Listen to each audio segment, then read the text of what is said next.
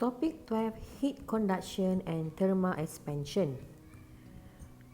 Tajuk ini melibatkan pengaliran haba dan pengembangan terma. So, let's look at subtopic 12.1, Thermal Conduction. Okay, definition of heat conduction.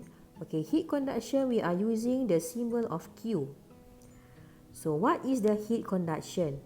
Heat conduction is the energy that is transferred from one body to another because of a difference in temperature.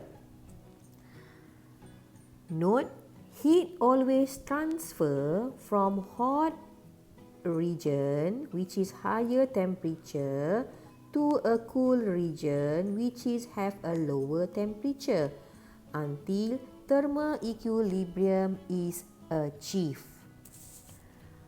Okey, untuk konsep ini, kamu kena tahu bahawa heat ataupun haba ialah tenaga yang dipindahkan dari satu jasad kepada jasad yang lain disebabkan oleh perubahan dalam suhu. Okey, kita ada perbezaan lah. Okey, perbezaan di dalam suhu. Okey, dan kamu kena tahu juga bahawa haba sentiasa dipindahkan daripada kawasan yang panas ataupun tinggi temperaturenya kepada kawasan yang sejuk, yang mana ia mempunyai temperature yang rendah, sehinggalah terma ataupun keseimbangan terma dicapai. Okey, kita tengok contoh ya di sini. Contoh yang pertama ni, kita ada thermal conduction in a insulator rod. Okey, you ada non-metal. Contoh kita ada glass rod. Okay, here consider a non-metal rod is heated at its one end as shown in figure. Okay, kita akan letakkan satu bahan bakar di A. Okay, yang ini bahagian A rod, ini bahagian B di hujung satu lagi rod lah. Okay, letak bahan bakar di A. Okay, at the hot end, which is A, molecule of the rod are receiving heat directly from the fire. This causes the molecules to vibrate faster and faster. Okey, dalam rod ni sebenarnya kita ada a lot of molecules. Okey, yang ni semua molekul-molekul lah. Okey, dan molekul-molekul ni akan berada pada kedudukannya. Okey, apabila kita kenakan bahan bakar di A, bermaksud di A ni kamu akan dapat suhunya mestilah tinggi. Di A ni namanya apa? Inilah hot region. Okey, yang ni kamu akan dapat temperature dia katakanlah TA. Okey, dekat B ni namanya apa? Namanya adalah cool region. Yang ini kita akan dapat suhunya adalah rendah. Okey, yang ni apa-apalah ya, letaklah TB di sini. Okey, so sekarang ni bila di A ni ada pembakaran, okey, berlakunya kawasan yang panas kat situ, molekul-molekul ni akan menerima haba. Okey, so apa yang akan berlaku? Molekul-molekul ni akan mula bergetar. Okey, yang ni akan bergetar lah ni. Okey, each of the molecule ni akan bergetar. Okey, dengan lebih cepat dan cepat lah. So, what happen? There will be a collision, okay, between this hot molecule, okay, with the neighboring colder molecule, and result in the transfer of energy to the colder molecules. So, nanti molekul-molekul yang dah panas ni, dia akan berlanggar lah dengan jiran sebelah, okay, dengan molekul yang di sebelah ni lah. So, molekul yang sebelah ni adalah colder molecules, okay. So, nanti yang colder molecule ni pula akan jadi berlanggar lagi dengan yang di sebelah ni lah. Okay, makin lama kamu akan dapati semua molekul-molekul ni akan berlanggar sesama sendiri. Okay, dalam masa yang sama, tenaga akan dipindahkan. Okay, tenaga ni akan dipindahkanlah daripada A pergilah ke B. Yang ini adalah nak lukislah kat sini. Ini kadar yang mana kamu ada tenaga dipindahkan daripada titik A kepada titik B. Okay, so this transfer of energy will continue, okay, until the coal and B of the rod become hot. Okay, nanti lama-lama dekat B ni dia akan jadi panas. Okay, tapi yang pastinya bila berlakunya perpindahan tenaga, apakah konsep kamu kena pegang? Konsepnya adalah temperature dA mesti lebih besar daripada temperature dB. Okey, yang ni contoh pertama. Okey, contoh yang kedua, kita ada thermal conduction in a metal rod. Okey, contoh boleh ambil steel. Okey, inside the steel ni ataupun metal rod ni sebenarnya kita ada a lot of free electron. Okey, ini semua free electron. Okey, free electron, free electron, free electron lah. Bila dia free electron, elektron bebas, bermaksud dia bebaslah bergerak ke mana-mana yang dia suka. Okey, saya lukis a few saja kat sini. Ini semua adalah free electron. Okey, so first point. Okey, you have a lot of free electron available in a metal. Okey, kita consider lah yang hujung sebelah kiri ni, ini adalah A, point A. Automatik hujung sebelah kanan ni akan jadi point B. Okey, so now when one end A of the metal rod is heated, the free electron will gain additional thermal energy due to heating. Okey, bila kita kenakan bahan api dekat sini, kawasan ni, okey, letaklah apa-apa heat source. Okey, free electron ni semua akan menerima tenaga terma tambahan ataupun kamu akan dapati ada tenaga tambahan lah yang akan diterima oleh elektron-elektron ni lah. Disebabkan oleh apa? Disebabkan oleh pemanasan ini. Okey. As a result, they move faster than before and some of them collide with colder free electron. Okey, maksudnya elektron yang kena haba tadi ni akan bergerak dengan lebih pantas lah kat sini. So nanti dia akan berlanggar lah ni dengan elektron-elektron yang lain. Okey, ini akan berlanggar ni ya. Dia akan berlanggar dengan another free electron. Okey. So now the next point, okay, this collision cause the coal and B of the metal rod become hot. So nanti kan free electron ni akan berlanggar sesama sendiri, maksudnya semua ni akan collide. So in the same time kamu akan dapati dekat bahagian B ni, okay, hujung rod ini akan menjadi panas. Okay, so the transfer of energy by free electron is found to be faster compared to the transfer energy by vibrating molecule in the lattice. It is because electrons are lighter and move faster. Okay, kalau kita compare lah dengan dua contoh yang ini, okay, kalau kita ada metal rod dengan non-metal rod tadi, okey, contoh kita boleh ambil glass rod lah untuk non-metal. Untuk metal rod boleh ambil steel. Okey, kita akan dapati bahawa pemindahan tenaga oleh free electron akan lebih cepat lah, okey, berbanding dengan perpindahan tenaga yang disebabkan oleh getaran molekul, okey, dalam non-metal ya. Okey, ini kerana apa? Elektron adalah ringan dan boleh bergerak dengan pantas. So conclusionnya apa? So metal much faster conducted the heat compared to the insulator.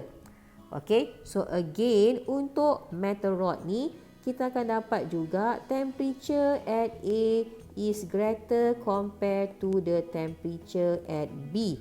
So what will happen?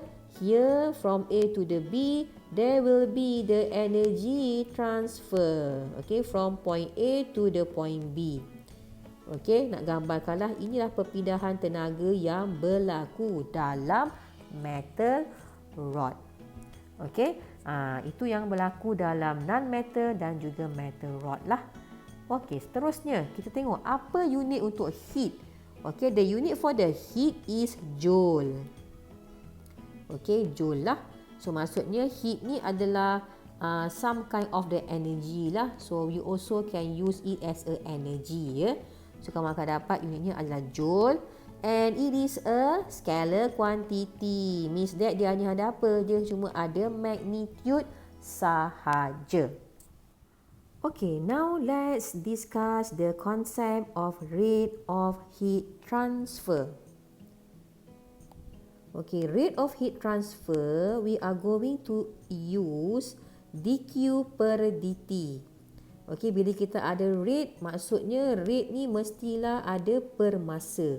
So, kita ada dalam bahasa Malaysianya, ianya adalah kadar pengaliran haba. Okey, itulah rate of heat transfer.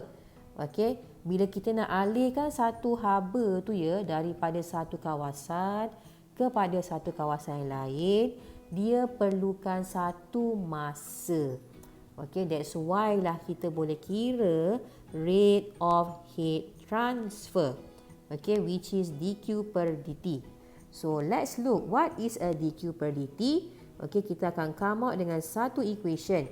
Okay, where dq per dt is equals to the negative Ka in the bracket of dt per x. Okay, so dekat sini kita ada dt. So, dt ni kita boleh tulis sebagai T final tolak T initial. Okey, kena ada perubahan suhu kat sini lah, kena ada difference in temperature. Okey, ini formula yang kamu akan guna pakai. Okey, daripada formula yang kita ada ni, okey, setiap parameter ni akan mewakili apa? Okey, dq per dt ni adalah rate of heat flow. Ataupun you ada rate of heat transfer. So, A adalah cross-sectional area ataupun luas permukaan ataupun luas keratan rentas ya. dt per x adalah temperature gradient ataupun nama lain dia adalah kecerunan suhu. Dan nilai dt per x ni kita akan dapat negatif. Okay, K ialah thermal conductivity. Okay, and our value of K is depends on type of material. Okay, sebab nanti material yang kamu akan gunakan adalah pelbagai dan setiap material ataupun setiap sumber yang kamu gunakan itu dia mesti mempunyai nilai thermal conductivity-nya yang tersendiri. Okey, dekat formula ni kita ada negatif. Okey, negatif ni menunjukkan apa? It will show that the heat always in the direction of decreasing temperature. Okey, negatif nak menunjukkan bahawa haba sentiasa dalam arah pengurangan suhu. Okey, tengok dekat contoh tepi ni saya ada gambar raja satu konduktor lah ya, ataupun satu metal rod lah. Alright, so yang ini dalam ni kita ada a lot of molecules lah ataupun free electron. So kita tahulah bila kita kenakan satu bahan bakar dekat bahagian hujung rod ni sebelah kanan ya, bermaksud dekat bahagian sebelah kanan ni kamu akan dapat temperaturenya adalah TA. Okay, automatic ke another one and ni you boleh declare lah ini temperaturenya adalah TB. So kita tahu bahawa haba ni akan dialirkan daripada suhu yang tinggi ataupun kawasan suhu tinggi kita alirkan dia pergi ke kawasan suhu yang rendah. Okey, kamu akan dapat haba akan dialirkan daripada TA ke TB. Bermaksud temperature at A kamu akan dapat mestilah lebih besar berbanding temperature di B. Okey, so nanti kan kita nak alirkanlah haba ni daripada A pergi ke kawasan B. Dan bila kita nak alirkan haba tu daripada kawasan A ke kawasan B, dia perlu mengambil satu masa lah. Tu kita ada dt dekat sini ya. Nak alihkan dia daripada A ke B ni, you perlukan satu masa. That's why kita ada kadar pengaliran haba ataupun rate of heat transfer. Okey, bermaksud bila kita nak kira nilai dq per dt untuk bahan ini, kamu apply sajalah formula ini ya. Kamu ada negatif Ka dt per x.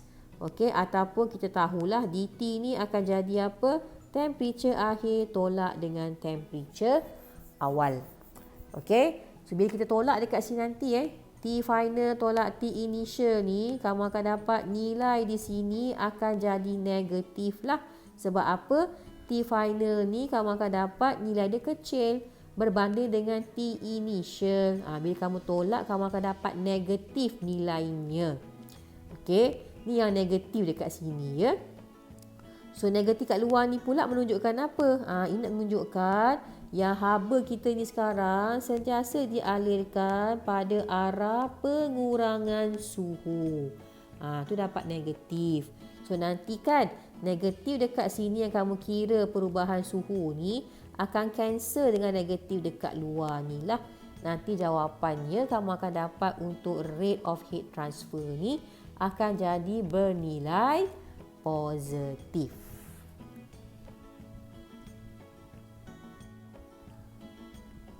Alright, next kita akan lihat pula pada unit ya. So unit untuk rate of heat transfer, kan tadi kita ada dq per dt. Okey, so bila kita tengok unit kan, kamu akan dapatlah unit untuk heat kan joule, masa kan second. Kamu akan dapat joule per second lah. So dekat sini unit untuk rate of heat flow adalah joule per second. Okey, ataupun kita boleh juga bagi unitnya untuk rate of heat transfer ni sebagai watt. Kenapa watt? Sebab haba per masa ni kita tahu haba ni ialah tenaga. Bermaksud bila tenaga, ianya juga akan mewakili kerja. So kamu akan dapat ini juga mewakili perubahan kerja bagi dengan perubahan masa. Okey, as we learn before, kalau kamu ada work, rate of work done ataupun work per time, ini juga akan mewakili power. Okey, that's why dekat sini kita boleh guna unit untuk dq per dt ni sebagai watt. Seterusnya, quantity. Quantity untuk rate of heat transfer, kamu akan dapat skala kuantiti. Tadi haba pun skala kuantiti. Yang kedua ni juga ada konsep rate of heat transfer pun juga dia adalah skala kuantiti. Bermaksud dia cuma ada magnitude. So now rate of heat transfer depends on kadar pengaliran haba bergantung kepada ada 3 perkara dekat sini. The first one you akan dapat dq per dt is directly proportional to the area ataupun cross sectional area. Yang ni kamu kena tengoklah balik semula formula yang kita ada tadi kan, iaitu dq per dt sama dengan negatif Ka dalam bracket dt per x. So kamu akan dapat benda yang pertama, dq per dt ni berkadar terus dengan area. Yang kedua, kamu akan dapat dq per dt ni dia akan berkadar terus dengan temperature gradient, iaitu dt per x. Yang ketiga, our dq per dt depends on type of material made the rod. Contohnya lah, mungkin material made the rod ni adalah copper ataupun iron, ataupun plumbum, ataupun carbon dan pelbagai lagi jenis material yang kita ada.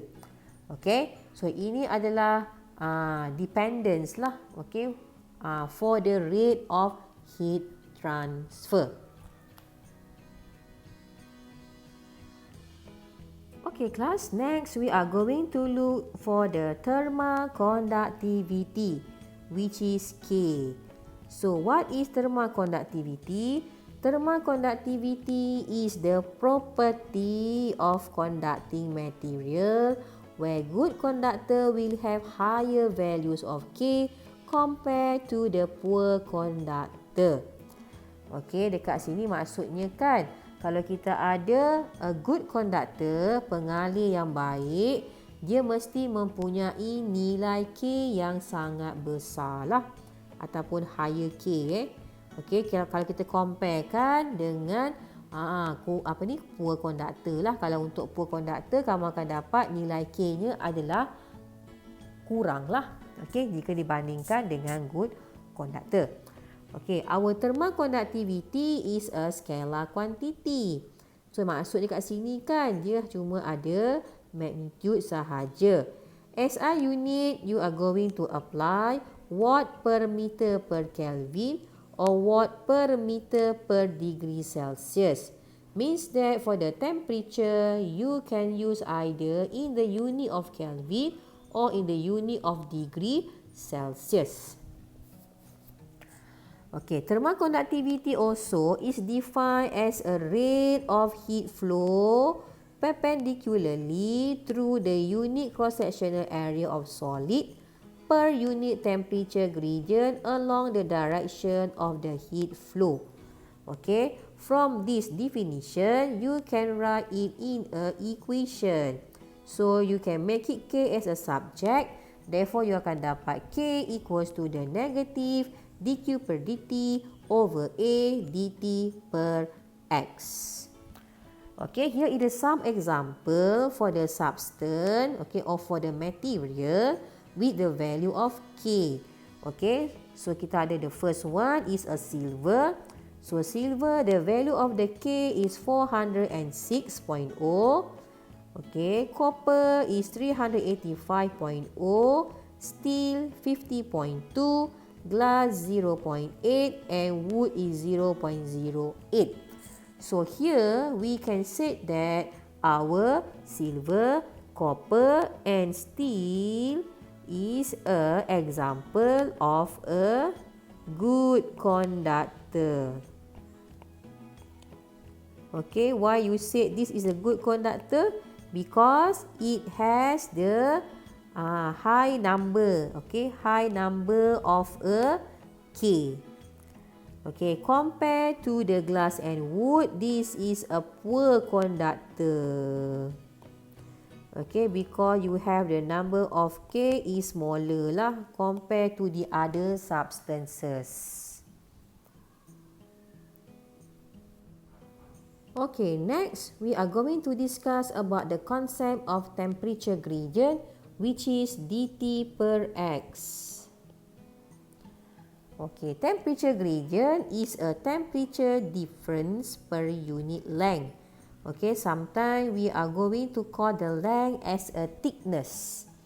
Okay, the SI unit is Kelvin per meter, or you can apply the unit of degree Celsius per meter. Okay, now we are going to look the graph at the graph of temperature distance. So kita ada graph temperature T against distance X. Okay, part A, you have the conduction through insulated rod. Okay, kita ada satu rod yang ditebatkan ya. Okay, so yang di bahagian tengah ni, ini adalah rod kita lah. Okay, di luar ni kita ada insulator. Letakkanlah penebat di bahagian luar. Okay, saya akan consider lah ini end of X, ini end of Y. So, end of X, I have temperature is T1, and at Y temperature is T2. Okay, temperature T1, okay, is a higher temperature. Meanwhile, temperature at T2 kita declare sebagai lower temperature. Okay, kenapa? Kamu tengok anak panah dekat sini. Okay, the heat is transfer from the higher temperature to the lower temperature. Okay, since we have the insulator here, means that all the energy will be transferred 100%, okay, from the point X to the point Y.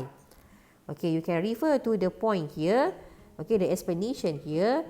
If the metal bar SY was completely covered with a good insulator, there will be no heat loss to the surrounding along the bar.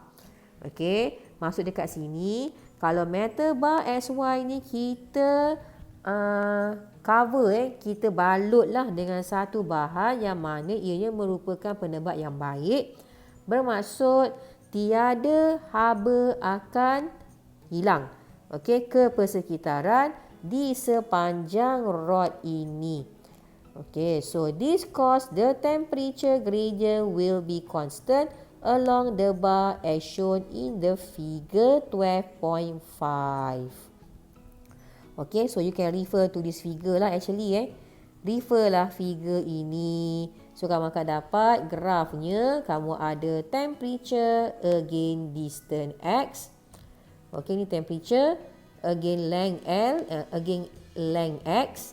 Okay, kita ada temperature dekat panjangnya kosong adalah T1 ya. Manakala dekat apa-apa nilai panjang di sini, kamu akan dapat temperaturenya adalah T2. So kamu akan dapat grafnya akan menjadi graf garis lurus. Okey, so bila kita kira kecerunan graf ni, kamu akan dapat ianya bersamaan dengan apa? Ianya bersamaanlah dengan dt per x. Okay, so noted kat sini kamu akan dapat temperature of T1 is greater compared to the temperature at T2. Alright, so yang ini dia punya konsep lah kat sini Kamu akan dapat dq per dt ni akan jadi constant, okay, along the metal bar XY. Okay, kalau kamu dapat case-nya insulated rod, maksudnya kita akan dapat kadar pengaliran haba di sepanjang rod ini akan jadi seragam. Okay, for the temperature gradient for part B, we have the conduction through non-insulated rod. Okay, yang ni kita ada rod ni tidak ditebatkan ya. So inilah rodnya. Okay, daripada X bawa ke point Y inilah. So kita ada temperature at T1 and temperature at T2 lah. So di bahagian luar rod ni tak ada penebat ya. Ni namanya non-insulated rod. Okay, so kita akan dapati daripada X ke Y ni, kalau kita panaskanlah dekat X ni ya, masih ada haba akan dialirkan ya daripada X pergi dekat Y. Kamu nampak tak kat sini, kat hujung ni, kita dapati bukan semua haba akan dipindahkan pergi dekat Y. Kenapa? Kita ada kehilangan haba ke persekitaran. Sebab apa? Sebab kita punya rod ni tidak ditebat. Okey, tengok pada explanation kat tepi ni ya. The metal bar SY is not covered with an insulator. Thus, heat is lost to the surrounding from the sides of the bar. The heat is transferred from X to Y.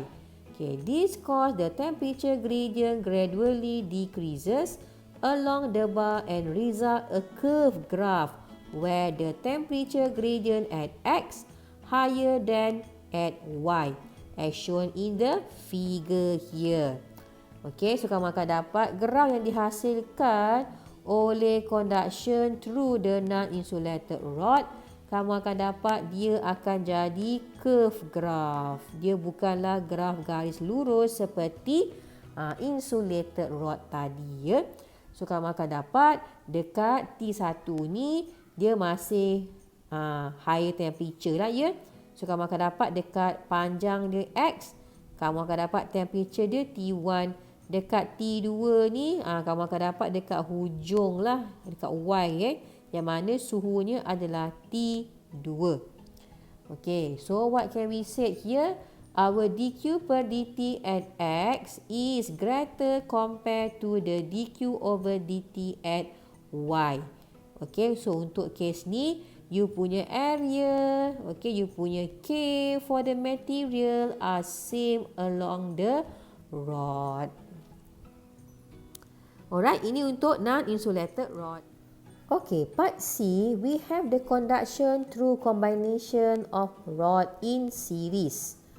Okay, yang ini melibatkan kombinasi, kamu ada dua rod yang disusun secara siri. Okay, di sini saya ada dua material, iaitu material C dan material D. Okay, letaklah sebelah-sebelah ya. So, nanti kedua-dua material ni kita akan tebatkan dia. Okey, dekat luar ni insulator lah. So, apa idea kita? Bila kita ada haba dialirkan daripada T1 pergi kepada T2, kamu akan dapati semua haba semua haba akan dialirkan dengan jayanya ya, daripada T1 pergi ke T2. So, nanti dekat antara rod material C dan D ni kita mesti ada T3. T3 ni namanya adalah T-junction. Okey, so apa kaitannya? Kamu akan dapat T1 mesti lagi besar daripada T3 dan mesti lagi besar daripada T2. Okey, so nanti kamu akan dapat untuk material C ni dia mesti ada K lah. Okey, material C ni mesti ada K untuk C. Material D ni mesti ada thermal conductivity jugalah ya untuk material D. Okey, so untuk graf, memandangkan kita ada dua material, so kamu akan dapat ada dua bahagian graf lah. So kamu akan dapat untuk pemanjangan bagi rod ni pada kosong ya, length dia kosong. Kamu akan dapat temperaturenya adalah pada T1. T1 ya, dekat kosong. Okey, nanti dekat tengah-tengah ni, in junction ni ya, letaklah mungkin panjang ni XC di sini. Kamu akan dapat temperature di sini akan jadi T3. Okey, nanti haba dialirkan ke hujung dekat T2 ya, dekat hujung another end rod ni. Kamu akan dapat temperaturenya adalah T2. Okey. So apa yang penting adalah temperature kat T1 ni mesti lagi besar berbanding T3 dan juga T2. Okey, memandangkan ianya adalah insulator, ada insulator Maksudnya rod ni kita insulated lah. Kita tebatkan dia. Bermaksud graf, kamu akan dapat graf garis lurus ya. Okey, so nanti kan kita boleh kira lah berapa kecurunan graf untuk dapatkan apa? Untuk dapatkan temperature gradient dt per x. Okey, tengok pada dia punya explanation. Okey, the first one kita ada when steady state has been achieved, the rate of heat flow through both material is same. Okey, maksudnya kan bila keadaan stabil dicapai, maksudnya kan bila semua haba dah dialirkan, bermaksud berlakulah keseimbangan terma, ataupun arti kata lain dia berada pada steady state, kita akan dapat rate of heat flow ataupun kadar pengaliran haba yang melalui kedua-dua material ini adalah sama. Bila sama, kita boleh keluarkanlah persamaannya adalah rate of heat transfer untuk conductor ataupun untuk material C, you akan dapat samalah dengan rate of heat transfer untuk material D. Okay, so yang point number 2. From the equation of thermal conductivity, you will get that our thermal conductivity is proportional to 1 over dt per x. Ataupun kamu akan dapat K ni actually inversely proportional to dt per x. Okay, where dq and a are the same for both c and d. Okay, tadi kamu dah tahu kan yang mana heat of heat transfer untuk material C dan material D ni adalah sama. Kemudian luas permukaannya kita boleh ambil samalah. Tu dia declare kat sini A is same for both C and D. Okay, kebiasaannya dia akan bagi samalah. If tak sama, kamu just masukkanlah apa nilai yang diberi dalam soalan. Okay, since you dapat KC is greater than KD, okay, therefore kita akan dapat temperature gradient for DT per X material C is smaller lah compared to the DT per X for material D. Kan sebab apa kat sini kan berkadar songsang. Okay, so note for the temperature change dt equals to T final minus T initial at temperature change of 1 Kelvin is exactly equal to a temperature change of 1 degree Celsius. Okay, so untuk temperature ni boleh guna either dalam bentuk degree Celsius ataupun Kelvin.